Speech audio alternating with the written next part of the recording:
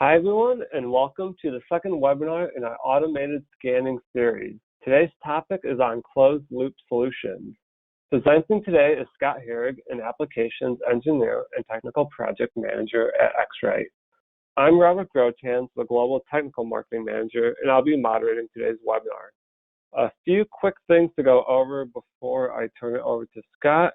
Due to the number of people that are attending today's webinar, we will keep everyone muted. If you have any questions, please use the questions function on the GoToWebinar panel, and we will have some time at the end to answer a few questions.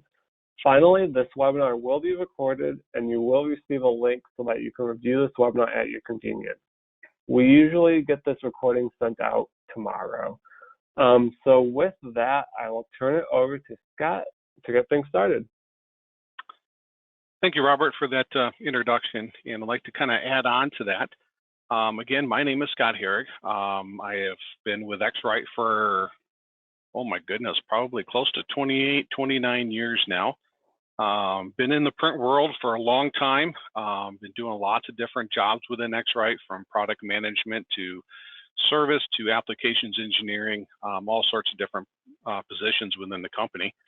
And I always like to say printing is kind of one of those, and I'm sure everybody out there that's listening can probably understand this, but printing is kind of like quicksand. Once you step in it, it never, ever lets you go.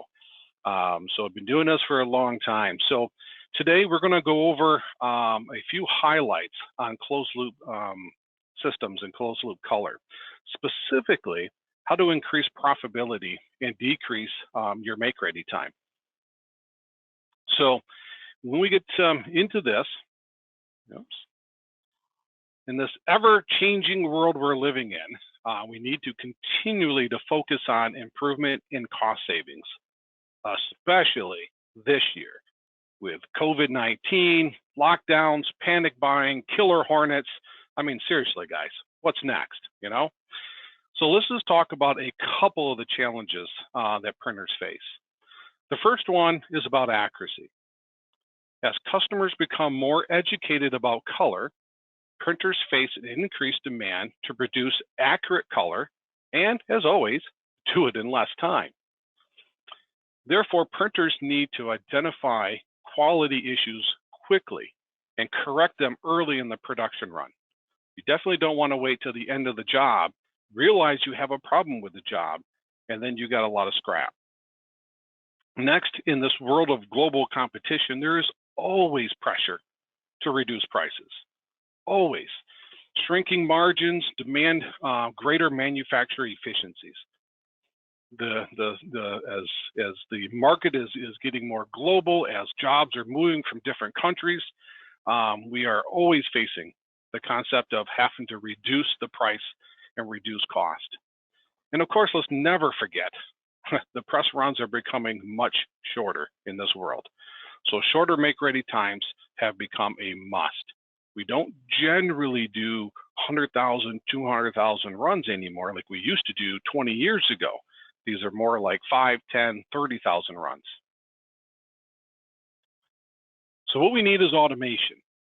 And we've shown on this screen that press automation can cut make-ready time down by about 30% or more. Okay, so how do you do that? Well, to do that, it's all about speed. Speed in measuring the color bar, speed in displaying the data to the press operator so they can make adjustments quickly, and speed to applying that data with closed loop back to the press automatically. So handhelds are slow. If you have a handheld today, that handheld is capable of measuring everything you need to measure, but they just can't do it fast enough. There's no way you can measure a 40-inch sheet, all the patches across that 40-inch sheet on all the key zones for all the colors, and be able to run that job. If you do that on one sheet, the job's done. So in the world of printing, there are many, many different print technologies serving many, many different markets. So the market that we're going to focus on this morning is basically litho, offset. So we're really focusing on commercial sheet fed and folding carton packaging. In those market segments, we are looking for customers that maybe have no measurement or no color controls on their systems. And yes, there are still some people out there that are running a press without any measurement technology whatsoever, without a handheld, without any scanners, and they're just simply doing it by eye. Customers who are only using handheld solutions, and there's a lot of the folks out there that are only using handhelds at a press. Press shops with older presses that currently lack any modern controls and want an upgrade to an automatic system. So when it comes to automating, and this is kind of the first step, and we're going to kind of talk about all three of these pieces here, but the first step is really automating. The part is automating the color bar technology, and X-Rite has several different levels of this automation. Okay, so the first level, and I'm going to talk about here in just a sec, but the first level, however, is really not. It's not really automation. It's just more of a way to read a color bar. But I like to refer to that as the fully manual automation. It's just typically using a normal spot reader and doing one measurement at a time. Okay, so that's a fully manual, if you want to call that automation. The second one is what I refer to as the semi-manual. Now that's using the exact with a scan option, and you plug that scan option into the bottom of the exact, and you go down to your color bar and you take a measurement and you slide the instrument all the way across your color bar. So it's not a spot measurement, it is measuring the full color bar, but it is pretty much semi-manual to do that. The next level is referred to as the semi-automatic. Now that is using the exact auto scan, and as you can see in the image right there, that's kind of the top picture right there, and that will automatically read the color bar in the X direction. If you're thinking about an offset press, that's from like the gear of the operator side in that kind of dimension. And all you have to do is just simply align the color bar to the device. So you just simply take your instrument, you line it up to the track. There's laser lights that kind of help guide that up in there. You line up the color bar, you push a button, and then the head will take off and scan. The final one is the fully automatic, full automatic system. And that's really the bottom picture there. That's the IntelliTrax 2 that will automatically track and read your color bar. Okay, so we're going to look at the last two, the semi-automatic and the fully automatic systems, in the next couple of slides. So the exact auto scan, this is relatively new. We released this to market maybe a year and a half ago, somewhere around there. And this has two different track sizes, 29-inch and a 40-inch track size. They scan a 40-inch color bar in about less than 15 seconds. That's really kind of dependent on the size of your patches of your color bar. It's really aimed at more the small to mid-size printers, you know, that's looking for more of an affordable way to get out of the handheld and start to semi-automatic automate your process. And the beautiful thing is that actually uses your existing exact. If you have an exact already, you can actually just simply buy the track, and then you can use your exact and plug it in, and then you can use that as the scanning head. So the cost of that to buy into that is actually relatively inexpensive overall. You're just simply buying the track. Now this is the pass-through track. So depending on where your color bar is placed, so most people have their color bars placements typically at the tail edge of the sheet. Some people actually put them at the gripper, but there are a handful of people, for obvious reasons, that may actually put the color bar in the middle of the sheet. Okay, so this will allow you to slide the sheet up underneath there, line up it, even if your color bar is in the middle, and actually take a measurement. This does have a black backing that does meet for the ISO requirement for black backing, and you can also get an optional vacuum pump. So by default, this comes with magnets. So you just simply drop magnets on the size of it, it holds the sheet down, and the head will scan across. But if you have some, maybe it's a little bit thicker stocks, maybe they might be curled a little bit, you can actually get a vacuum pump that's optional for this, and it will suck that down. The second option, excuse me, is the IntelliTrax 2, and that is fully automatic. So essentially, what you're doing is you're presenting the sheet, you're taking the sheet, putting it on the track itself, and you just simply push a button. You don't have to align it to anything. There is a digital camera, what we call our look-ahead sensor, that actually is bedded inside of the head. It will actually start scanning the color bar. It will track that color bar automatically, and it will scan as it's tracking. So this can also read down to a 2mm color bar height. That's pretty small. This is a non-contact, so we don't touch this sheet. So if you are measuring press sheets that are still wet, you won't actually damage those press sheets because it's completely non-contact. So this is a fully automatic. You just set it at the end of the press, push a button, and pretty much walk away, and it takes measurements. So now we're going to look at the software. So what can the software capable of doing and displaying? So you have your handheld. You can do measurements with your handheld. You take a measurement of a black at key zone number 15, and you have to look at your instrument and look at the density that you're getting, or look at the LAB that you're getting. And then you move over to the next key, and you take a measurement, and you'll get a next set of values. Well, if you want to look back at your old set of values of the other key zone, that's gone.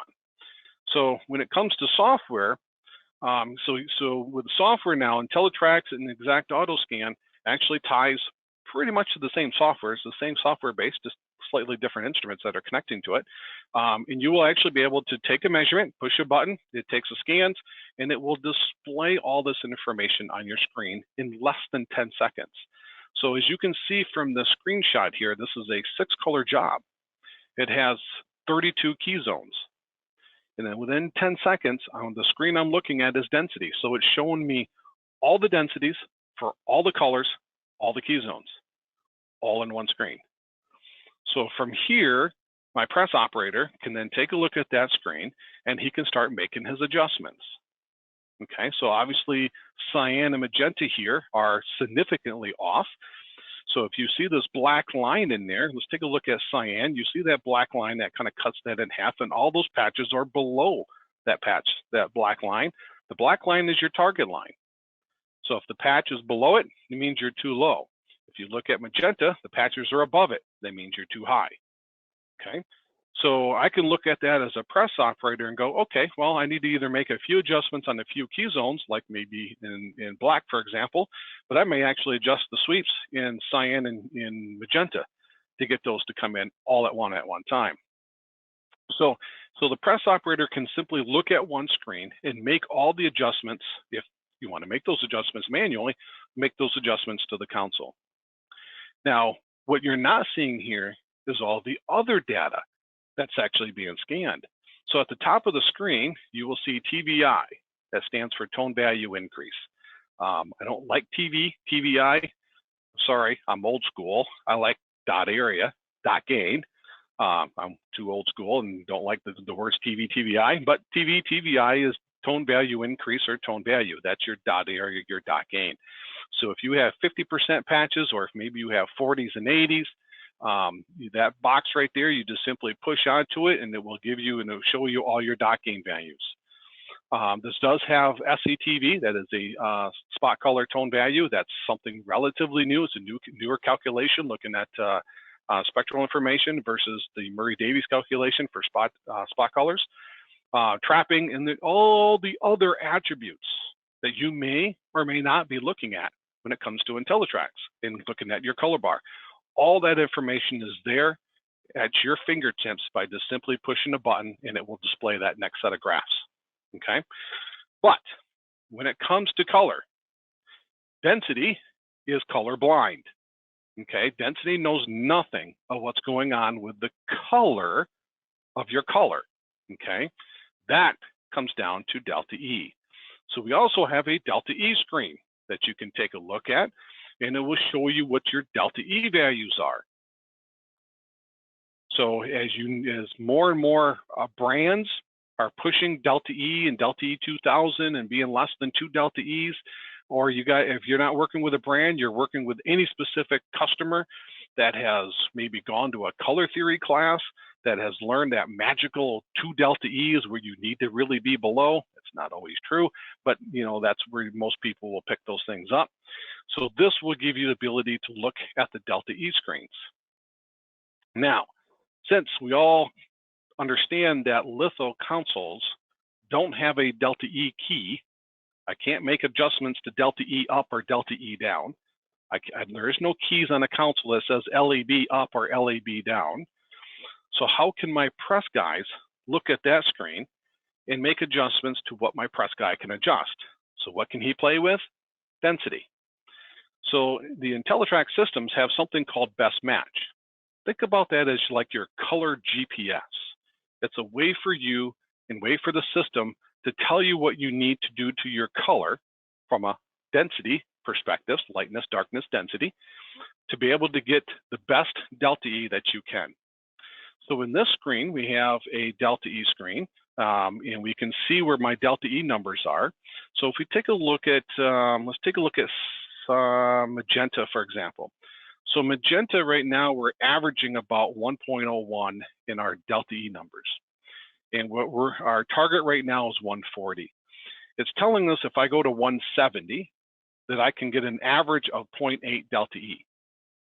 So if I want to accept those the differences in the density and go from 140 to 170, I just hit those little check boxes above each one of those colors. It will then send that information back to the density screen, and you are getting retargeted back to a new target value to give you the best delta E.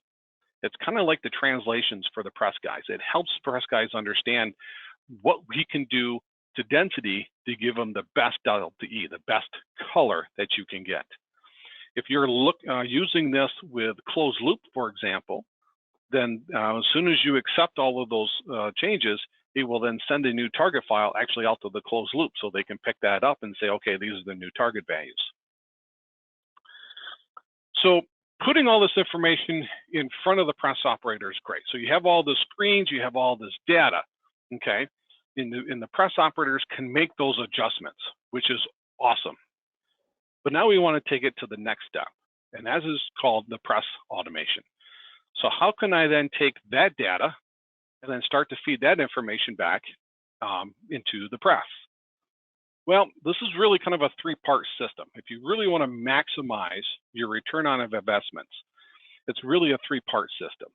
Part one is the ink presets, okay, SIP3, essentially. So you need to have the ability to be able to send the information coming out of the TIFF back to the press to make those key zones automatic. So you're adjusting or you're setting the press key console keys to a fairly close starting point to where that job should be running. That's presets. The second part of that is automating your color bar measurement. That's the IntelliTrax, the exact auto scan. When we take those measurements, we send that data back over to the closed loop systems, and then they will make the controls to the console. And we work with 3 different third-party vendors for closed loop. Rutherford Graphic Systems, InkZone, which is digital imaging. If you're here in the US, that's CMYK Distributors.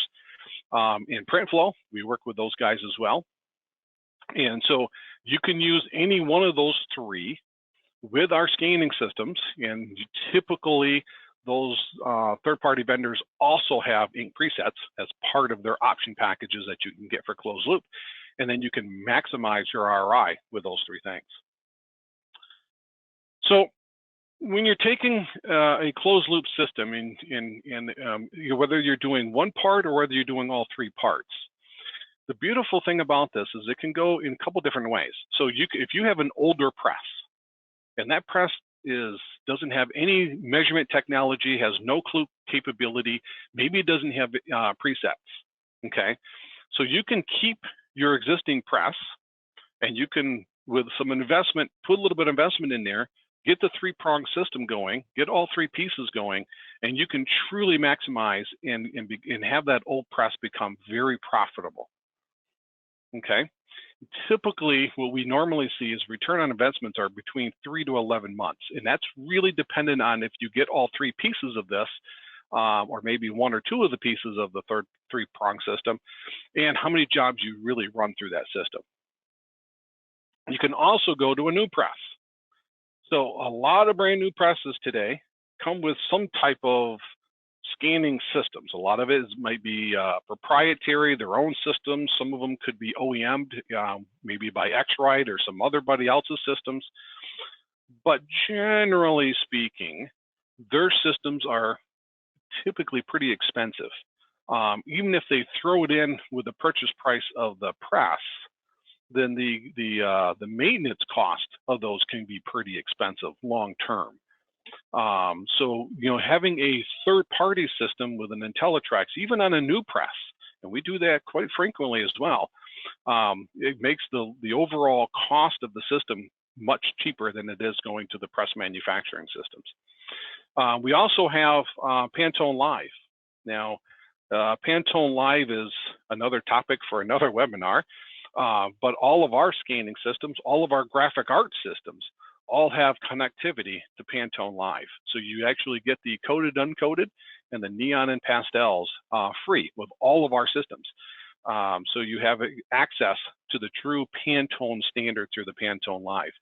And if Pantone makes any updates, new colors, your systems will automatically get those updates downloaded to them.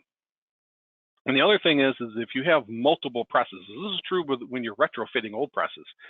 So a lot of times shops will have an intermix of presses, manufacturers floating around on their shop floor. If you have the press manufacturer's closed loop systems for everybody, that is many different closed loop systems and uniquenesses to each one of them that your press guys have to learn. And if your press crews might move from press to press from time to time, depending on the workload, that means they have to be proficient in all of them.